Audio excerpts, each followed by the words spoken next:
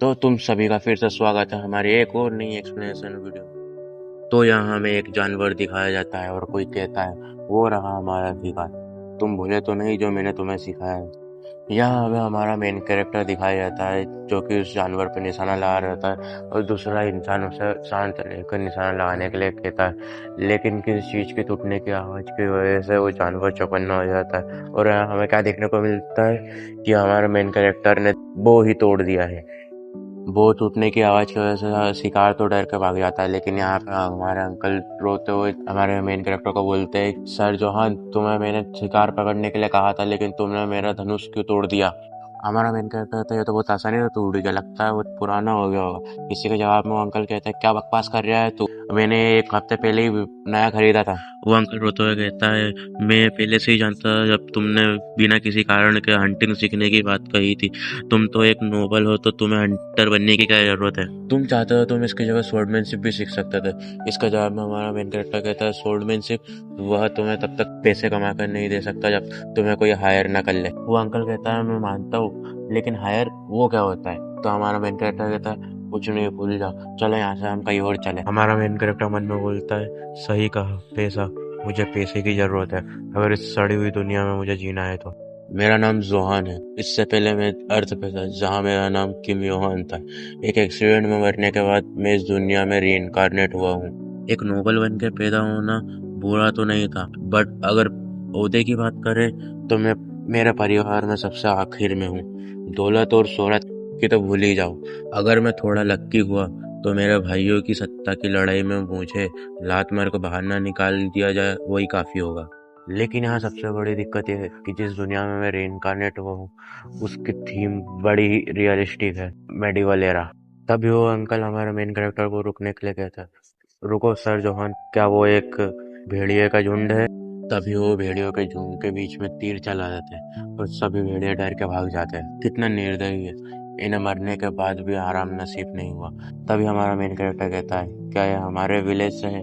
तो अंकल जवाब देते हुए कहते हैं, कहना तो मुश्किल है, कौन जाने, लेकिन एक चीज पक्की है कि कमजोर हमेशा ताकतवरों का शिकार बनते हैं। तभी हमारा मेन कैरेक्टर मन में सोचता है, जैसा मैंने सोचा था, अगर इस जमाने में किसी का शिकार बनने से बचना है तो मुझे पैसा चाहिए होगा। इस दुनिया में आने के बाद मैंने उम्मीद करी थी कि मेरे पास किसी का तरह का सिस्टम या कोई कमाल की ताकत होगी, लेकिन वक्त के साथ साथ मुझे समझ में आ गया कि ऐसी कोई चीज नहीं है जिसकी वजह से मेरा गोल बदल चुका है, और वो गोल और कुछ नहीं बल्कि पैसा कमाना है। अगर मेरे पास पैसा होगा तो मैं इस जगह को छोड़ के जा सकता हूँ और कुछ नया कर सकता हूँ। मैं चाहूँ तो एक व्यापारी और या किसान भी बन सकता हूँ। पैसा, पैसा ही सब कुछ है, पैसे के लिए मैं कुछ भी कर सकता हूँ।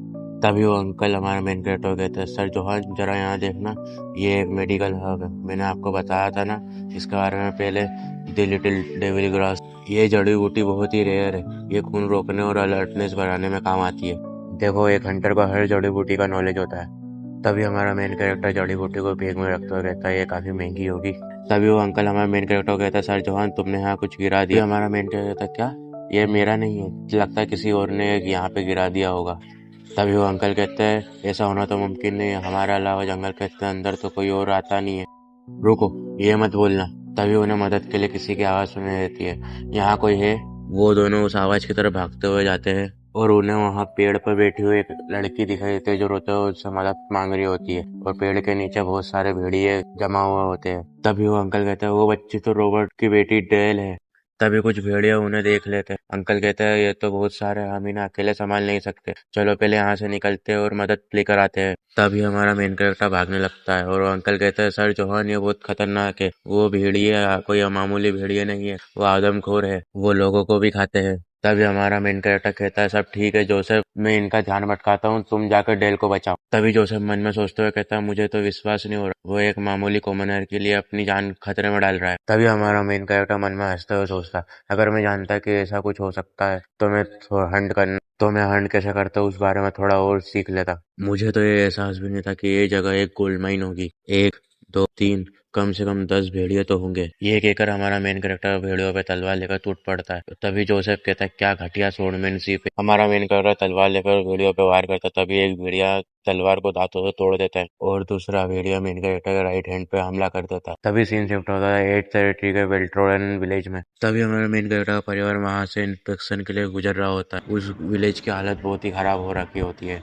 हमें एक औरत दिखाई जाती है, इसका नाम मैडम एच है। पहला बेटा फिलिप एच और उस टेरिटरी का लॉर्ड गेसन। गेसन कहता है हमेशा की तरह बदबूदार, क्या सापित विलेज है। तभी पहला बेटा कहता है फादर मुझे माफ करना, लेकिन मुझे जोहान कहीं नहीं दिख रहा। मुझे विश्वास नहीं होता कि उसकी इतनी हिम्मत हो गई कि वो इंस्पेक्शन के टाइम पे गायब है। क्या मैं उसे ढूंढने के लिए सिपाही भेजूं? गेसन कहता है भूल जाओ उसे, उस नायक को ढूंढने के लिए परेशान क्यों होना। मुझे उससे कोई फर्क नहीं पड़ता अगर वो अपनी माँ की तरह कहीं जाके मर जाए। तभी उसकी नजर भूसों के ढेर पे पड़ती है और वो विलेजर से पूछता है यहाँ भूसों का ढेर क्यों रखा है। तभी एक विलेजर जवाब देते हुए कहता है कि माफ करना माय लॉर्ड, क्योंकि इसके पीछे सर जोहान की ट्रेनिंग के निशान है। हमने इसे ढक दिया क्योंकि ये देखने में अच्छा नहीं लगता। गेसन हंसते हुए कहता है कि उस जैसा कीड़ा भी ट्रेनिंग करता है फिर वो, और जो वो देखता है वो देख कर तो वो खुद शौक हो जाता है। पेड़ पे घेरे मुक्कों के निशान थे, सिर्फ एक नहीं बहुत सारे पेड़ों पे वैसे निशान थे। तो ये देख के गेसन कहता आखिर ये है क्या।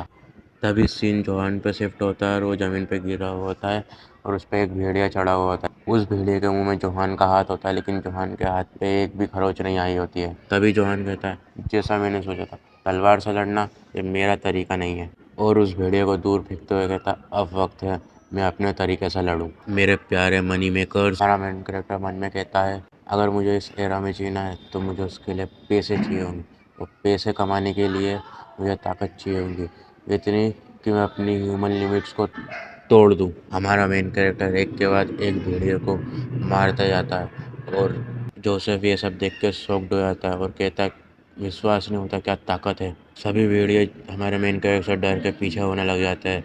हमारा मेन कैरेक्टर कहता है इन सब की कितनी कीमत होगी। नेक्स्ट पार्ट के लिए सब्सक्राइब करना मत भूलना।